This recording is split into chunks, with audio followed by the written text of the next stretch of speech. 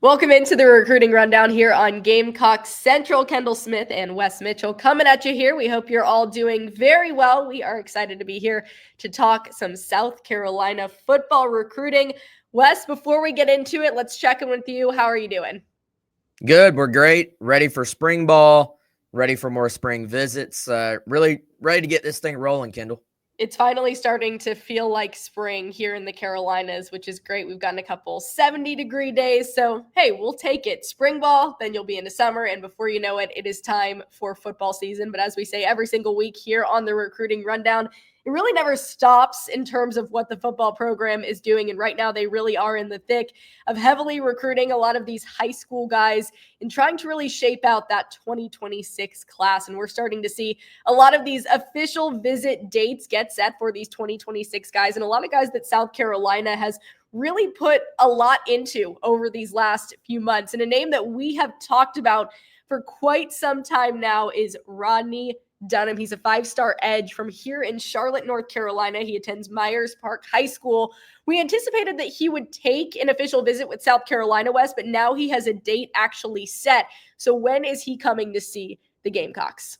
Yeah, now locked in for May 30th. That'll be a big weekend for South Carolina. We've talked about it for some time, Kendall. They really, and this is the way they typically have operated under Shane Beamer, they really have three big official visit weekends all in June. So he'll be in town for the first one, technically May 30th, but it'll, carry into June. That's the big month for them these days in terms of official visits. And he now has an official top five to go along with that as well. That includes, of course, South Carolina, but then Notre Dame, Tennessee, Duke, and Georgia. He'll take official visits to all five of those schools. And it's kind of been an interesting recruitment so far. I would say very by the book. He kind of has structured everything, taken a lot of visits, set the top five. Now he's going to, of course, go take a little bit more in-depth look at all five of those schools. And kind of interesting, South Carolina has been, I would say, I don't know if you can say they're the leader, but there's a lot of information out there that points to them being firmly in the conversation to be out front. Like, I think there's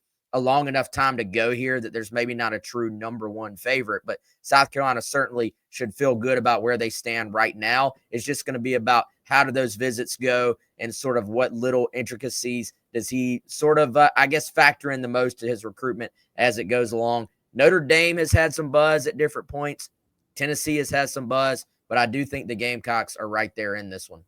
Well, we've talked about what a good job South Carolina has done recently with recruiting guys from the state of North Carolina. So we'll see how this one pans out. But the good news is that date is officially set for Rodney Dunham's official visit, and he is a five-star edge, again, from Myers Park High School here in Charlotte, North Carolina. And he's not the only guy that we've talked about recently, Wes, that South Carolina has really been pursuing in terms of this 2026 class. Another name, Landon Duckworth, that we have brought up here on the show many, many times up until this point. He now has an official visit date set as well. He's a four-star quarterback out of the state of Alabama. So, Wes, you mentioned those three big weekends that South Carolina has for official visits, the end of May and then a couple in June.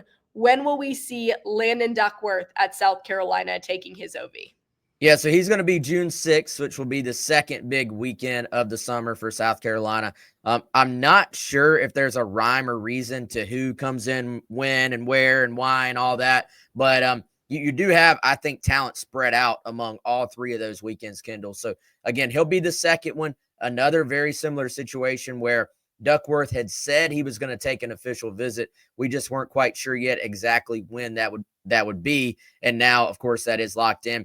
Also similar to with Dunham, he has, instead of a top five, he has a top four, but is going to take official visits to all four as well. So just is going to kind of lock in with those schools, see what he likes most about each of them. And then I would imagine try to make a decision in the summer. That is sort of the MO for a lot of guys right now. So for him, he'll be at Georgia in May, then Florida State in June, Ole Miss in June, and of course, South Carolina in June as well. So you can see that recruiting process sort of starting to play out. And Duckworth, of course, at one point was committed to South Carolina. That was very, very early. Took a step back, but the Gamecocks never really panicked there. They hung in there. They didn't get too upset. Like it just kind of stayed the course. Sometimes when guys decommit, it's kind of just a mutual parting, and that's that. But even with the coaching change, at offensive coordinator, new quarterbacks coach, and Mike Shula. From what we've heard, Shula has really dialed in and just targeted and prioritized Landon Duckworth, which I think has gone a long way, Kendall. So he's someone I expect Carolina to be involved with to the very end. We know South Carolina pulls out all the stops when it comes to these official visits. We've had conversations with people on staff, and obviously we talk a lot with the guys that go on these official visits after they've taken them.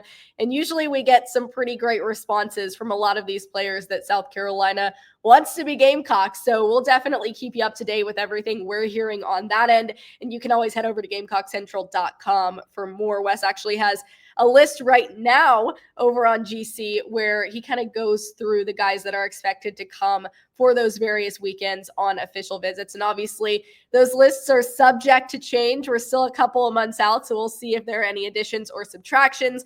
But right now we've got kind of a tentative list for all three of those weekends of guys that have set those dates officially. But Wes, we're waiting to hear some big news from a guy that South Carolina once again really wants. It's Zion Giles. He is a 4-star interior offensive lineman. He has set his commitment date for March 21st. So that is a week from Friday. This is another recruiting battle for South Carolina that they are certainly trying to win. So how would you say South Carolina is stacking up right now to land Giles compared to some of these other schools he's considering? Yeah, and so Giles initially was going to be like the other two guys we just talked about. He kind of had put out a group, and he was going to take officials to all of them, was going to go through the process a little bit. And then lo and behold, he announces late last week, hey, I'm done. I want to make a decision. And so he has an official top 7. It includes a lot of other schools, Tennessee, Florida, Alabama, Georgia, Florida State, and then South Carolina and Clemson. I think you probably can narrow it down at least behind the scenes to those last two, being South Carolina and Clemson.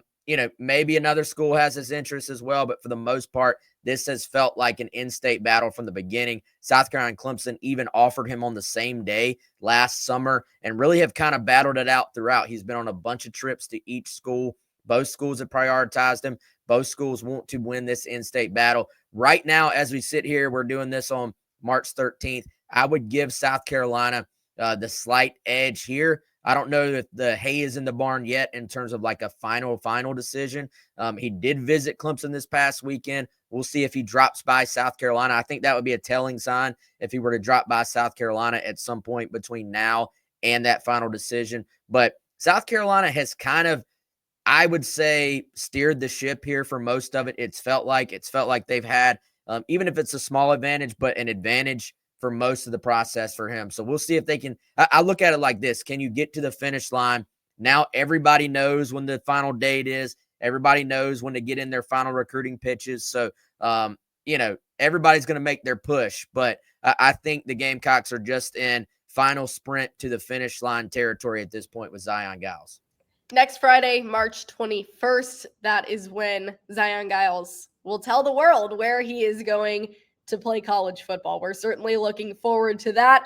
And Wes, we're very grateful for all of your insight as always here on the Recruiting Rundown. If you all want more in-depth analysis, more information, breaking news, head over to GamecockCentral.com. Follow us on social media at Gamecock Central. This is fun. As always, we love to talk recruiting here on Gamecock Central, and it's always a blast to do the Recruiting Rundown. So we appreciate all of you joining us here. And Wes, again, thank you so much. We hope you have an amazing rest of your week, everybody. So for Wes Mitchell, I am Kendall Smith. This has been the Recruiting Rundown here on Gamecock Central, and we'll see you soon. Bye.